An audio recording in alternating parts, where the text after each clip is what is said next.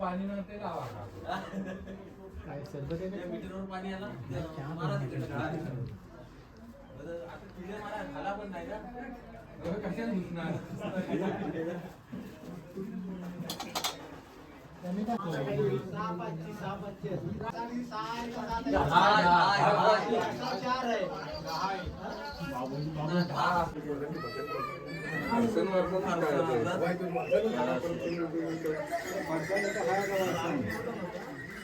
आचार्यांचा संपवली सरबत